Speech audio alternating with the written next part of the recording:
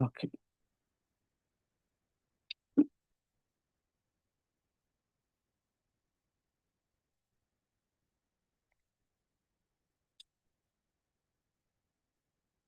All right.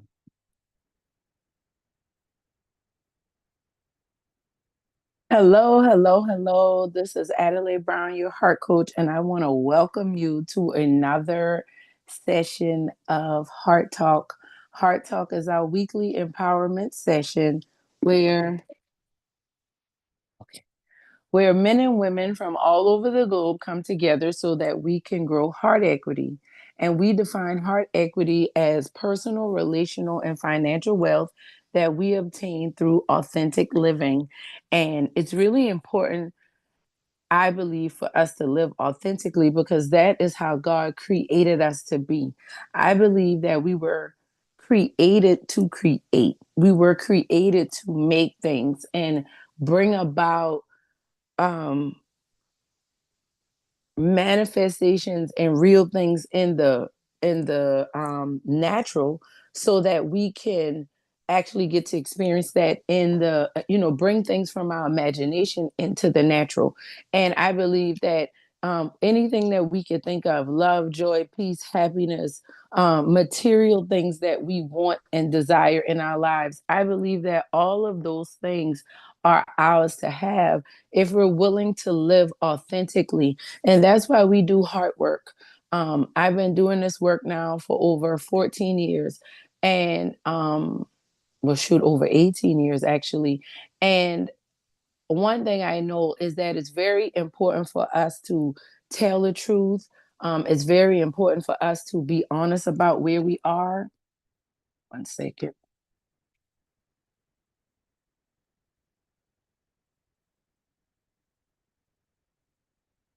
It's very important for us to tell the truth. It's very important for us to be honest about where we are.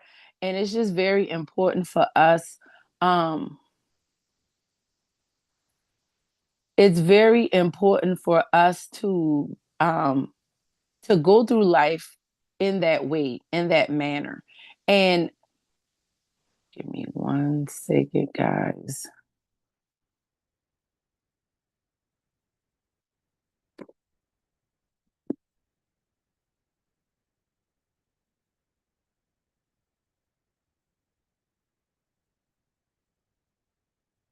Hold on a second.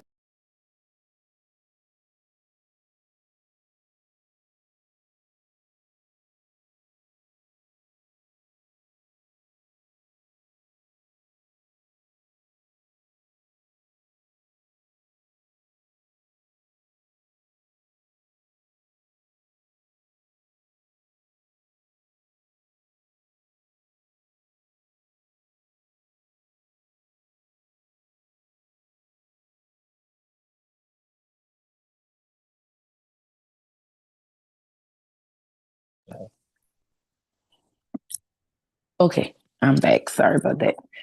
Okay, so it's very important for us to live lives where we're willing to create, where we're willing to when I talk about being authentic, I really believe it's the expression that we have, what we bring to the table. Um, I said this before to our prayer group that we have. I said, this is a prayer garden. And just like in a garden, you have different fruits, different vegetables, different herbs, spices, different flowers, and trees and all of those beautiful things in a garden. I believe that that's what we bring to the earth when we bring our fruit, right? My fruit may be like a strawberry. Your fruit may be like um a grape, right? Somebody else might be a lemon. But lemon are tart, they're sour, right? But they're very good for you. They're very healthy for you. They help preserve, they help freshen things, they clean things. So I want to zero in on that because I believe that many of us are going through challenges in life, and maybe it's harder than it has to be because you're focusing on all the things you don't have and you're focusing on all the things that aren't working instead of focusing on your authenticity. What can you do that nobody else can do the way that you do it? And how can you bring that to your everyday life? A lot of times when people hear that, they're thinking, well, I must okay, let's start recording.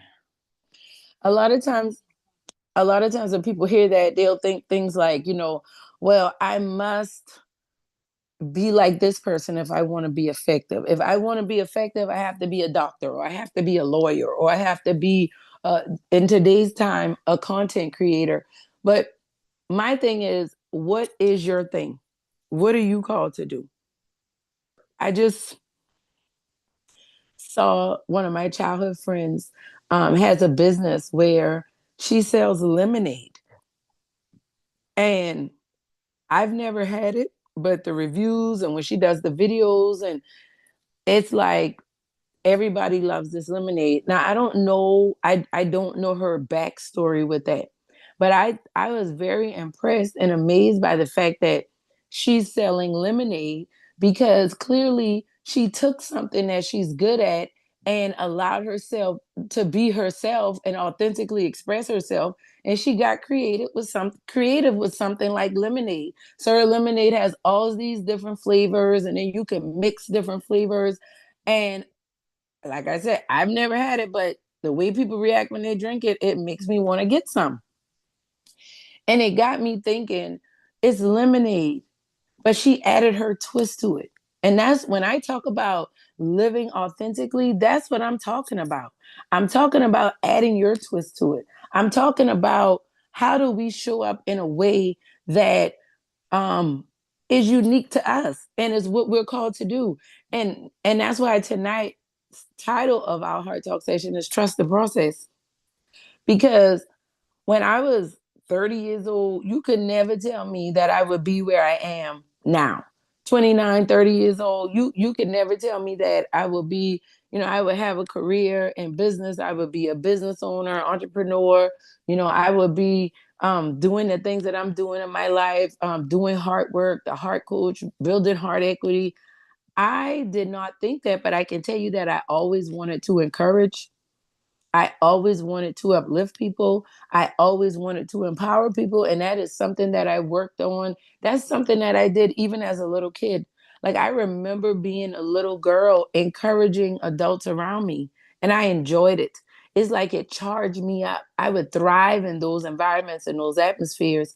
And when I realized that that encouragement really does help and uplift people, and I realized how happy it makes me, I said, okay, it's something to this. And as I leaned into being my authentic self more and more, I started sending inspirational text messages almost 20, well, matter of fact, it's 20 years. I started it in 2006. Wow. Wow. Okay. 20 years ago, I started sending inspirational text messages. And in sending those text messages, from sending those text messages, thank you. Um, it came, I became an author, and I published my first book. And from publishing my first book, then in that process, I started coaching and started doing transformational professional speaking. And I started really learning and started mentoring in the community. And that was my thing, doing um, professional development workshops, personal development workshops, emotional intelligence workshops. And I kept doing that. And then I became a realtor because I found that that was another way that I can encourage and uplift and help people. So, entrepreneur, now I'm business owner, and look, now I'm licensed to sell life insurance and working on getting those things in order and finding other ways to encourage and uplift people. But I feel like this is all the authentic expression of who I am, right? The Lord gives me creative ways to support and encourage and uplift people. I'm very driven when it comes to my faith. I'm very driven when it comes to business and finance and learning more about that. I'm very interested in that. I love learning about it. And so I see the Lord opening doors and allowing me to grow and expand as much as I'm willing to. right? I can tell you a lot of times about how it's self-sabotage, right? But I feel like that's all a part of the process of getting to a place where you're comfortable with being creative. And I just want to let you know that people need what you have to give. And I don't and the easier that it comes to you, the more needed it is by others. Let me say that again. The easier that that gift comes to you, whatever that is, that fruit I was talking about, if it comes easy to you, it's probably something that you were created to share with others. Excuse me. And I want to encourage you with that because I believe that the world that we're living in now really needs what you have to give. And I talk to a lot of people who are like in challenging situations and they're not sure exactly, well, how do I get my life on track, right? I feel like I'm living these are the things out here, I feel like I'm living a stressful life. How can I um excuse me, y'all. I'm gonna have to get me something to drink. A second.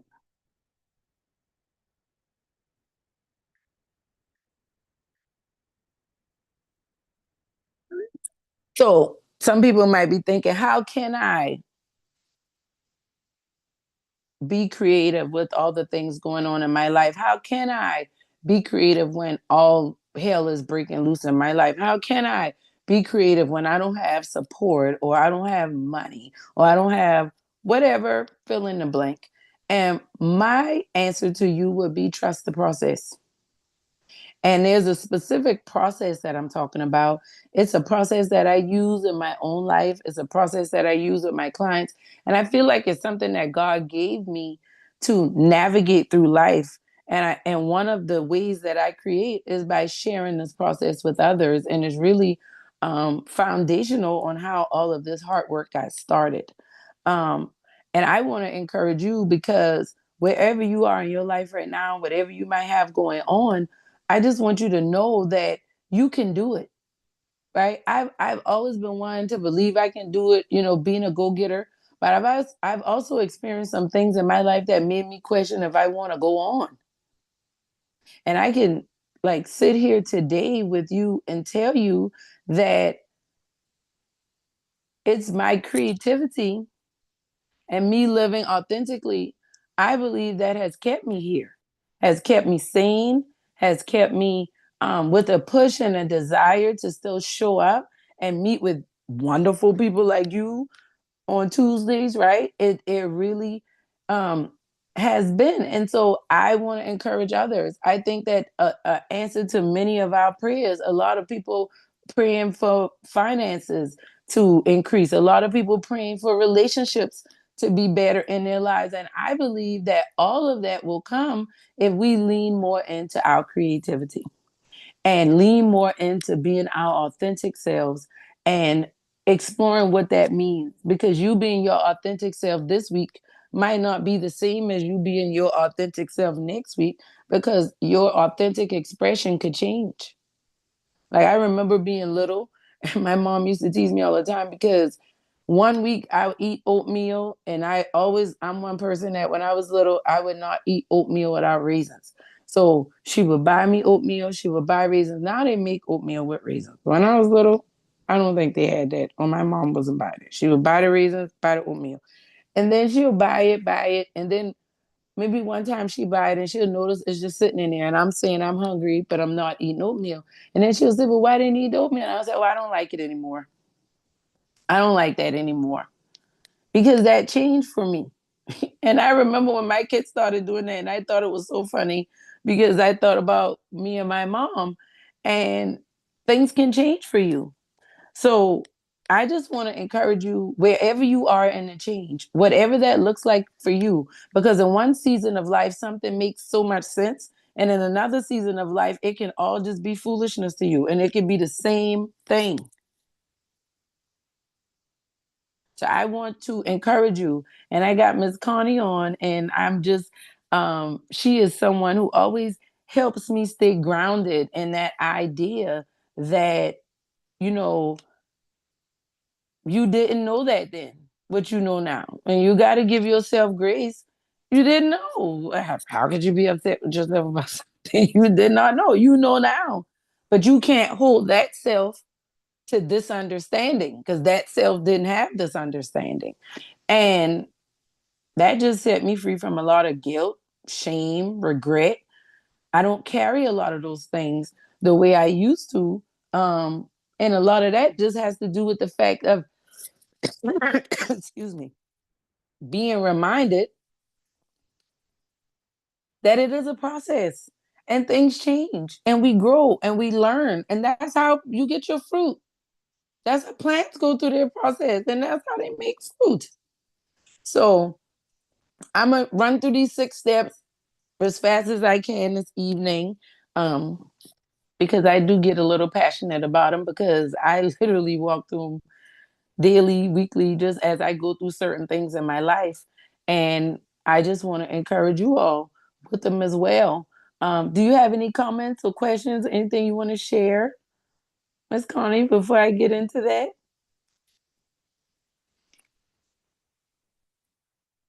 I was just thinking when you were talking that sometimes we look at life as something to accomplish when it's just a continuation of our soul's journey. You know what I'm saying? This Mm-hmm. isn't the end. This is just like we decided to go down this side road in this human body to see what was down this way. And when we finish this, we're going to be still in our same spiritual selves because we're spiritual beings. Mm-hmm. You know, so sometimes we can get so down on where we're supposed to be right now that we can't enjoy the journey. And no matter where the journey takes us, it's going to be an adventure, Mm-hmm. you know? And Mm-hmm. sometimes things don't turn out for me the way I think they were going to. But sometimes when they don't turn out like I think they're going to, they lead me into something more open and more big and more blessed than I could have even imagined. Yep. You know, because it's Mm-hmm. not so much when you were talking about how we talked about how you didn't know this, but Mm-hmm. but sometimes we look at that like we're constantly judging ourselves. Mm-hmm. You know, like when we were a child, you know, you just grew and you learned each new thing. It was like, oh, there's this. Now we learn something and we go, dang, why didn't I know that before? Because you didn't, because it wasn't time, because you hadn't walked onto that adventure. So Yep. it's an adventure, not a thing to be to hit ourselves over the head with. It's an unfolding, and our Mm-hmm. world keeps getting bigger and bigger and bigger. You know, it's amazing. Mm-hmm. That's all I was thinking when you were talking. Now I'm going to shut up. That was good. That was really good. And I talked to someone. I was talking about something very similar to that this week, and we've talked about this before on Heart Talk, but it comes up a lot when just going through life. And I was telling someone, I said before, for me, I feel like it was all about this destination because it was someplace I was trying to get to that I just thought was going to bring me the peace, the gratification, just all the things. But the I'm now in a space where I really am enjoying the journey and it feels so different. Like I was talking to my best friend earlier today and she just commented on how I was going through something very, very, very challenging. And I was just saying how I was just so proud of myself that I didn't just lose it and just get so down. I mean, I've had some rough moments, but I've been really faithful and I know it's all working out and I've been moving like that. And that's not how I used to handle situations like this. I mean, God has always brought me through, but my attitude in the process and just how I went through was just so. Oh gosh, I definitely threw fuel on the fire just with my attitude, my expectations. And a lot of that was just rooted in just mess, just from the past, just stinking thinking and just expectations being set up and insecurities and just it's just a lot. It's like a web of mess. And going through this process that I, want to highlight, this is how I made sense of how I feel like the Lord guides me through things. And just this most recent thing, I mean, we just had this conversation probably around 5 o'clock this afternoon, and she was like, "I'm really proud of you because you would normally not be handling this like this. I mean, you'd be working at it, but your attitude would not be good. It would be bad. You'd be hard to deal with, difficult to be around. And nobody wants to be like that. It's not about people pleasing. It's not about putting on.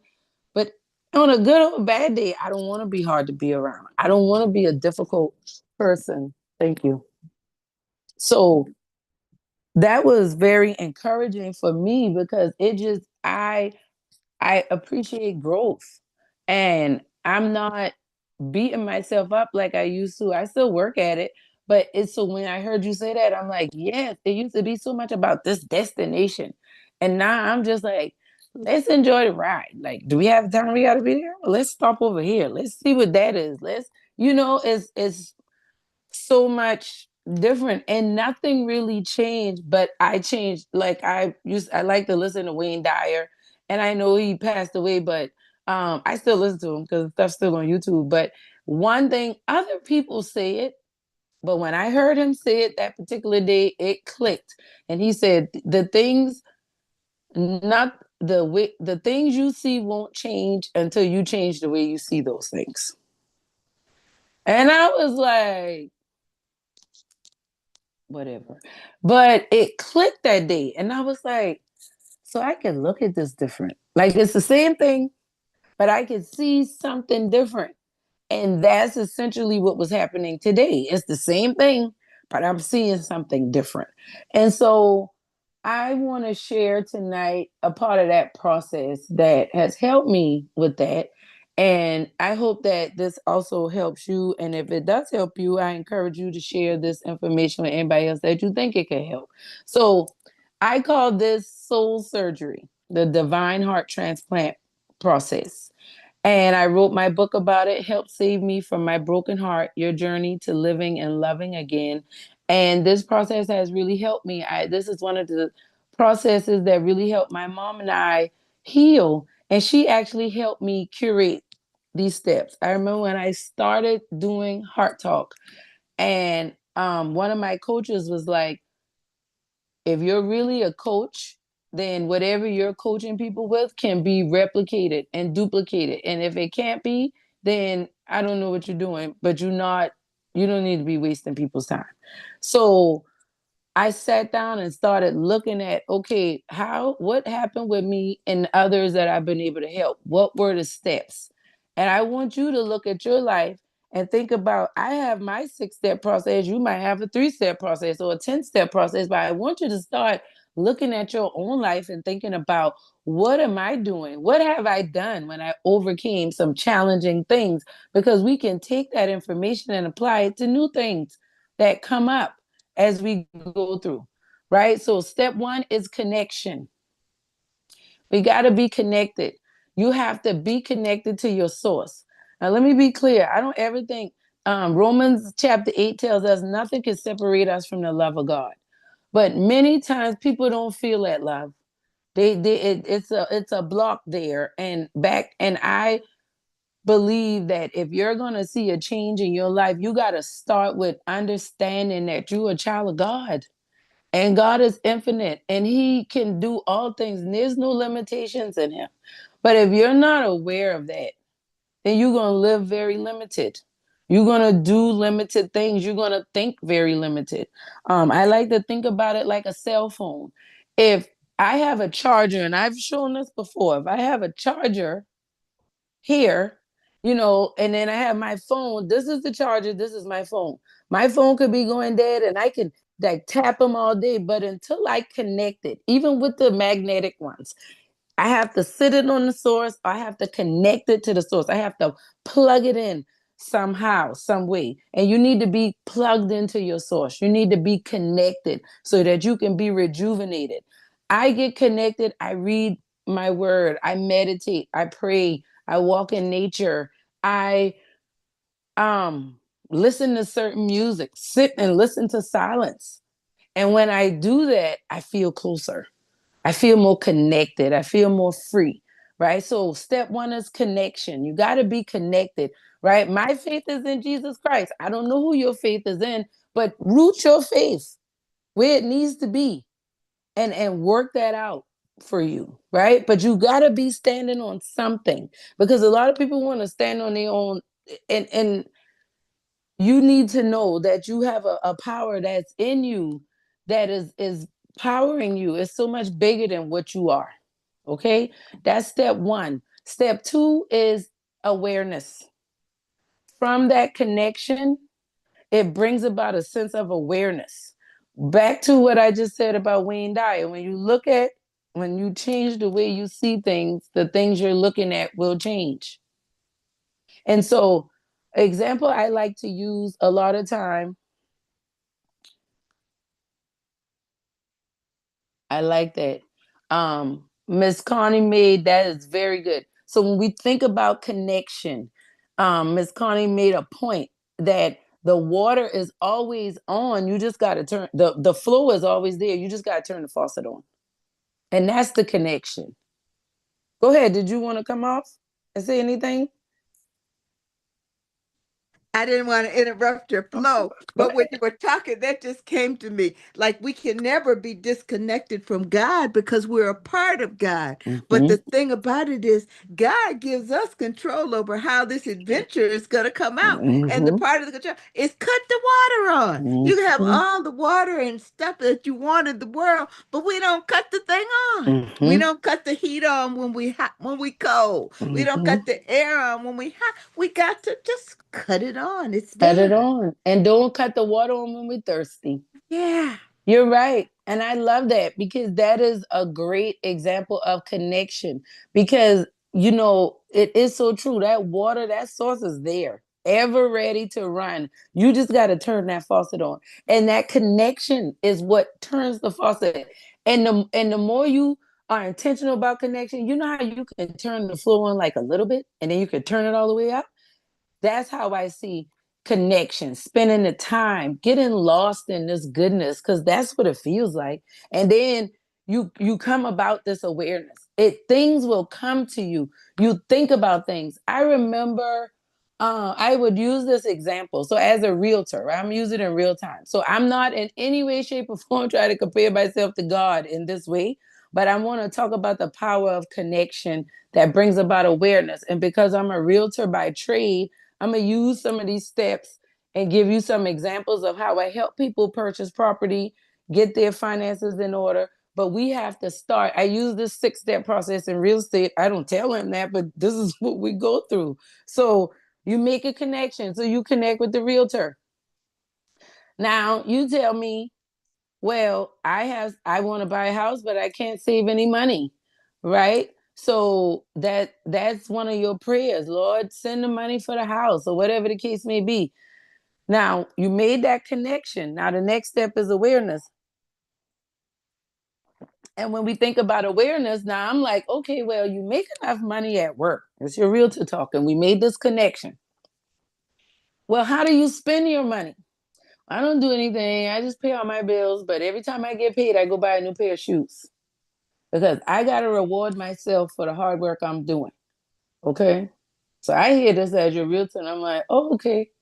Awareness. All right. So you telling me you can't save $300 a month, but you spend about 350 on shoes every month. Okay. So how I apply this to awareness is I tell my client, I say, okay, well, were you aware that you actually could save money if you didn't buy a pair of shoes every pay period? And they'll hear that. That's step two, awareness. And then we get to step three, which is acceptance. So my client's response is really, I never thought about that. I never considered that maybe I could save $300 if I was not spending $300 on shoes every day because I do have 50 pair of shoes in my closet already. It's not like I did you ever? So I'm asking the client, did this is how awareness and acceptance go back and forth. I'm asking, did you ever consider that you already have a lot of shoes? Raising awareness. Do we have to buy shoes every pay period? Raising awareness. Now, this client, a lot of times, and as an agent, I'm not telling you you can't buy shoes, but I'm telling you you might need to put a pause on the shoes until we get you in this house. But now we in step 3 with acceptance, this client is like, okay, I can see what you're saying. Because you're telling me if I take about 6 or 7 months and don't, let's see, and I'm just using this as a example, but it usually takes way more than this to get in the house. But if you take 3, let's say you need $1,800 to get your house and you just couldn't save $1,800. But if I say, hey, you don't buy shoes for 6 months, you'll be able to get your home. Acceptance. And you already look in the closet and you realize, wow, I have 50 shoes. Why have I been doing this? That's where that guilt and that shame comes in. So then we get into step 4, which is forgiveness. And you can't be upset about what you didn't know or where you were. Ignorance is not knowing. That word used to sting for me, and now it doesn't sting at all because I understand that ignorance is just not knowing. It's not necessarily willfully not knowing. You just don't know. And so you got to forgive yourself for that. Because now you're thinking, man, I could have took 6 months, 6 years ago and saved this money and had my house 6 years ago. And I could have been doing this and I've been beating up on myself and da da da. Forgive yourself. Forgive yourself for what you didn't know. Forgive yourself for spending money or wasting money on things that didn't matter because it was a reason why you did that. A lot of times our money is attached to our emotions. We spend based on what we're feeling. A lot of people spend impulsively, emotionally. And so this is a real thing that I go through with my clients, but it's the 6-step process. And so we work through that. Don't beat yourself up, but let's come up with a plan on how you're going to move forward and what we're going to do in replacing you getting these shoes until you can get into your house. And that brings us to step 5, which is make a decision. Because if we're going to get you into this house and you making this plan, you got to stick to the plan. And you got to be willing to cut off the excuses. You got to be willing to cut off all the other options. When all your friends going shopping, you might not be able to go shopping with them for a couple months, but you'll be back, as a homeowner. But it's a decision you have to make. You have to cut off all the other options. That's step 5. And I really believe that's step 5 because God gives us grace in our decisions. Some people have what is it? Analysis paralysis. They start analyzing and can't make a decision and just get stuck because they don't want to make a wrong decision. Listen, God gives us grace in our decisions. That's the power of staying connected. That's the power of keeping the flow on. So you can move through the process and keep going. So step 5 is make a decision. And step 6 is take action. So my client is like, okay, I buy these shoes because there was a time in my life where I couldn't afford them. Or I got teased for my shoes when I was a kid. So when I got older, I said, I'm never going to do this again. And so now we can address that childhood wound because that's how the process keeps going through because that connection brought about another awareness that's bringing about an acceptance. Now I can get back to step 3 and say, okay, that was a childhood thing. But can you accept that that wound from your childhood is causing problems in your adulthood it does not have to cause? Acceptance. Step 4, can we forgive who teased you? Can we forgive ourselves for allowing that to carry so much weight in our lives? And can we make a decision to move on and not let that hold us back again? And let's take action and what that looks like. So taking action might mean I'm a journal when I get triggered because I want to buy shoes and prove that I'm okay. But I know I need to save this money because it's more important for me to have a house to put the shoes in. Is this making sense? Because when I go through these 6 steps, I don't want to sound like I'm high and lofty someplace. Like I want you to see how this, and I do this daily, like I literally do. And I was amazed, like, and I just, when mommy helped me come up with those steps, she was like, "That's it. That's your process, and you work that process because that's." Don't I sound like her? She said, "Because that's what you've been doing. I know that's what you've been doing with me." But that's the steps: connection, awareness, acceptance, forgiveness, decision, take action.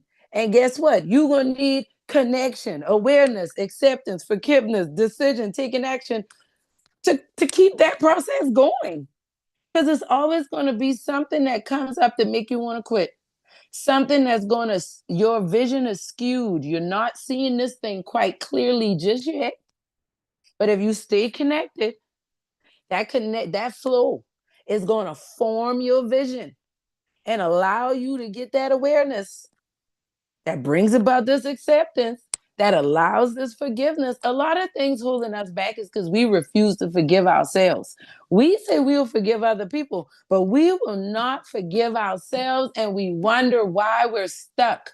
And you're not really stuck. Because when other people are looking at your life, they're celebrating you, or you look like you're doing amazing to them, but you can't seem to see it. You can't seem to feel it. You can't seem to experience it because until you change how you see things, those things will not change. And I'm telling you, this process for me and hundreds of my clients over the years, this has helped them. This has helped them get through some really challenging situations. But it's staying consistent, being willing to work through it, keep the flow running. When I think about, I feel like the connection is the foundation. And I like the idea of thinking about it like a flow, because when I think about a flow of water, I think about a cleansing. I think about a refreshing. I think about a washing. It's like, come to the river, come to the flow. It's always available. But am I going to bring, like I heard Wayne Dyer say, am I going to bring a measuring cup that only has a cup? Or am I going to back a dump truck up? Am I going to be like, look, give me the water truck. Let me fill this sucker up. And for so many years, I kept coming with this little measuring cup and frustrated that I'm so thirsty. If the flow is so abundant, no, you got to show up with a bigger expectation. You got to believe. You got to open up that this can happen. It's there for you, right? And you just got to be willing to stand in it. It makes me think about when you cut on the light and it's dark and somebody's sleeping. It's like, cut the light off, cut the light off. And I believe that connection is also like that. It's like you get connected and you come out of darkness into the light. But some of us have been in the darkness so long, we're more comfortable there, even though it's not the best space for us. And I don't like being there. I don't like being there. I'm thankful not to be there. I'm thankful for the light. I'm thankful for the brightness. And I'm thankful for the soul surgery. I'm thankful for the steps. I'm thankful that God has kept us. Um, and I'm thankful to still be talking about it. But like it's important. And you may have your own step process, like I said. But this process has helped me and many, many others. And I just wanted to share this with us because this is what we're doing. We're doing hard work. And we do this all the time. There's no end to it. It's just like saying, well, I'm tired of getting up and going to the bathroom. Okay, well, you're living. As long as you're eating, drinking, your body's, you're going to have to go to the bathroom. You got to let the waste out. That's all a part of the rejuvenation process. And many times we like to cut things halfway through the process because that part might not be as flattering, but that's all a part of the process. And it's okay.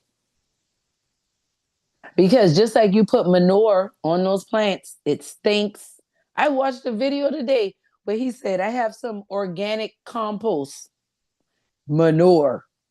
And he was like, I'm not going to touch it, but he put it down and he showed us. I like to watch this video with this farmer because I'm going to be farming soon. Y'all going to be calling me Farmer Addie real soon. I'm working on it. But I watched it and I was like, but he used that technique with that stinky, nasty, smelly stuff. But that was the key to making sure that this plant lasts through the drought and still produces the best fruit. So I just want to tell you, don't despise the organic compost, the manure, the stinky, tough, rough things in life, because I can promise you they all have a purpose. When you change the way you see things, the things you're seeing will change. And I believe that if you apply those 6 steps that we talked about, you start to see some shifts and some changes in your life as well. Do you have any comments or questions? Want to share anything you want to add to that?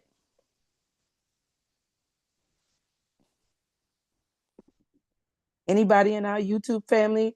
Any comments or questions you want to share?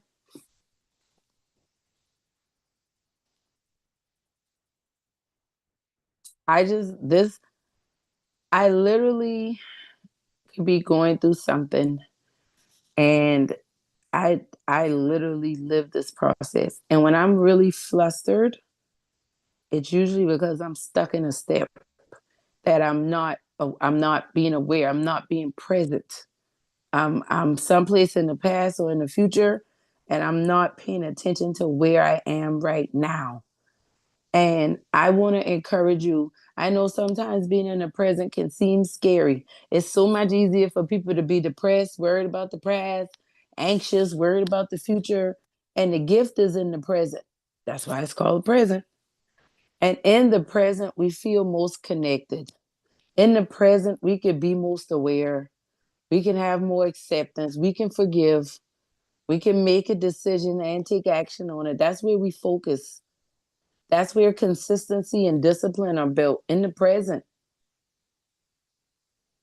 And for someone who's is very lofty in thoughts and likes to dream and imagine, I could tell you that really working at this skill has been a game changer for me.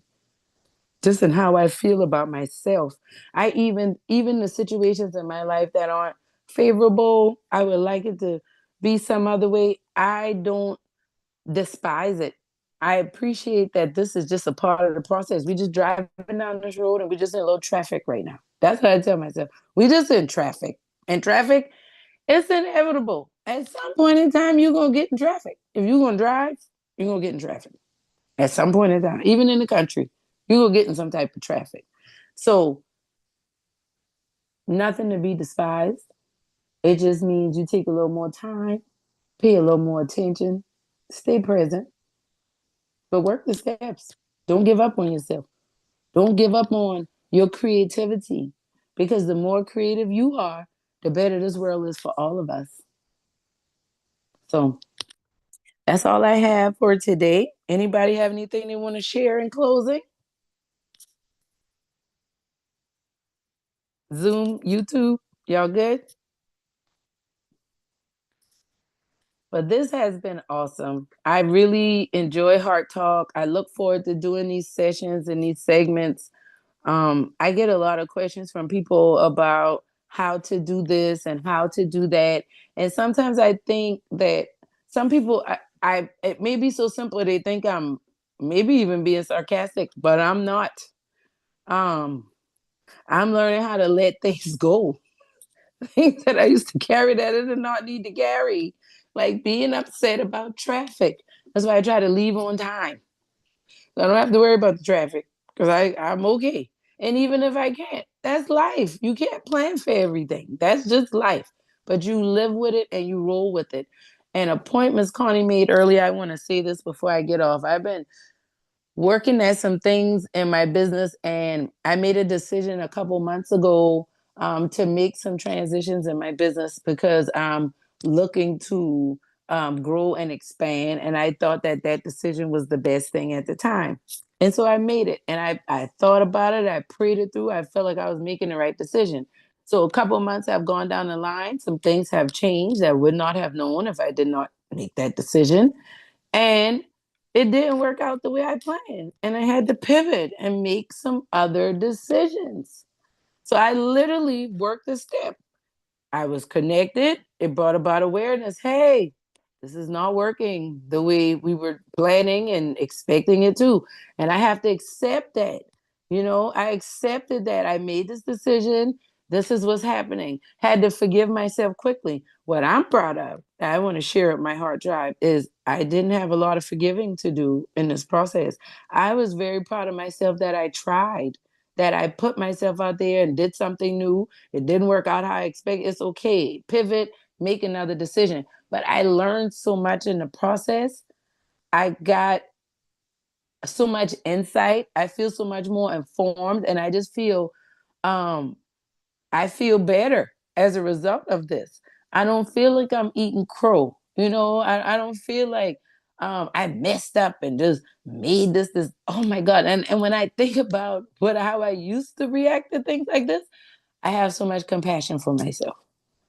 It's like, oh gosh, girl, bless your little heart. Like, to me, I'm doing it to myself.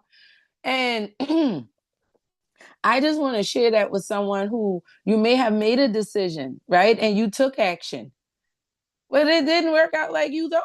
So now we back to this connection. Give me clarity, Lord. Give me instruction. Give me direction. Lead me. Hey, and I got another decision to make, and I'm taking action. I went through all the steps: the awareness, acceptance, forgiveness, decision, take action, back to connection, and I stay there as I walk, and it feels good. I'm walking light, a lot different. So I encourage you, work the steps. If you have not already gotten a copy of my book, Help Save Me from My Broken Heart, Your Journey to Living and Loving Again, you can get a copy of that. We have paperback and audio. I recorded it myself. So if you prefer audiobooks versus reading them, we have that option. You can go to my website, adelaibrown.com, and you can get all of that information there. You can also check out our link tree at linktree / the heart connections and connect with us there. Um, and let's stay connected. Make sure you have your notification bell on so when we go live, we can stay connected together. And remember, we do Heart Talk every first and third Tuesday of the month. Okay. So we're really excited about that. We'll be bringing the podcast back next week. Got some great conversations. We're excited to share with you. And I'm just thankful for y'all.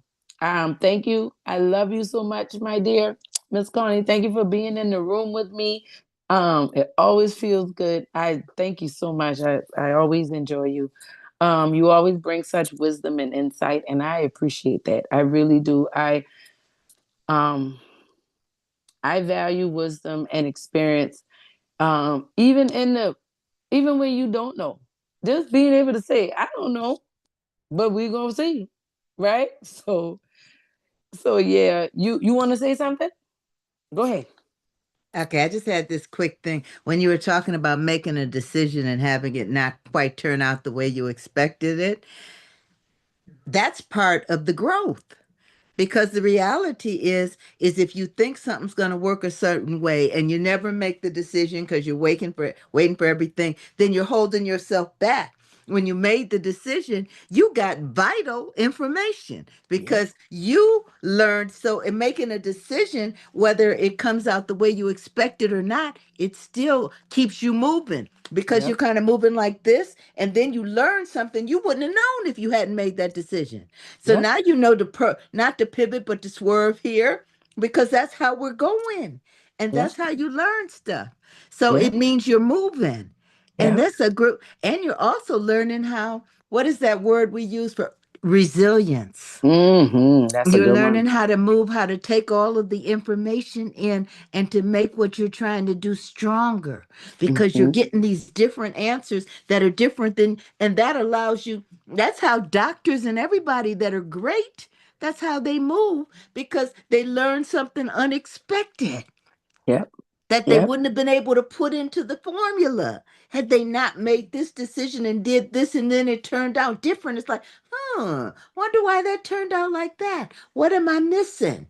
And then Yep. you add and make what you're doing stronger. Yep.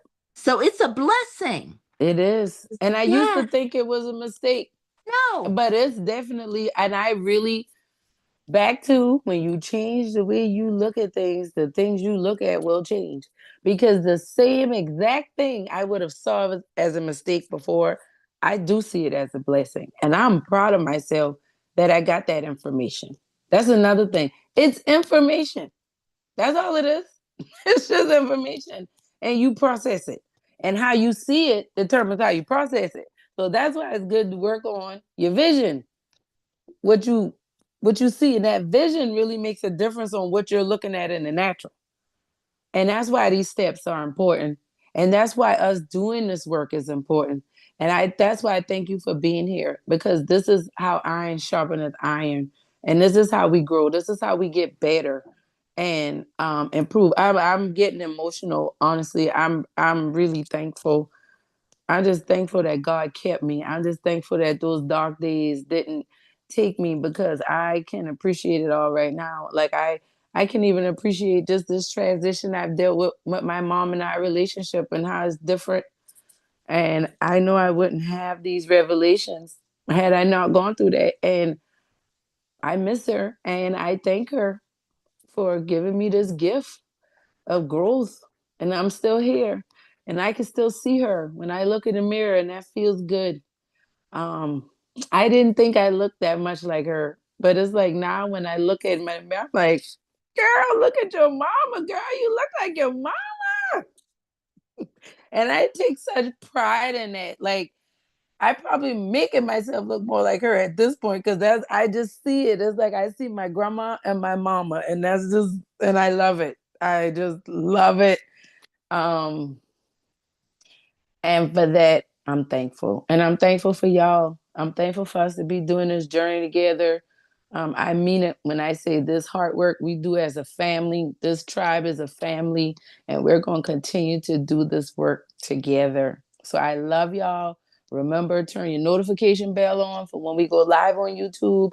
Mark your calendar notifications every first and third Tuesday. We are here. And until anything else changes, I love y'all. Remember, when you heal your heart, you transform your life and you transform the world. So keep healing your heart. Keep doing your heart work. All right. I love y'all. This is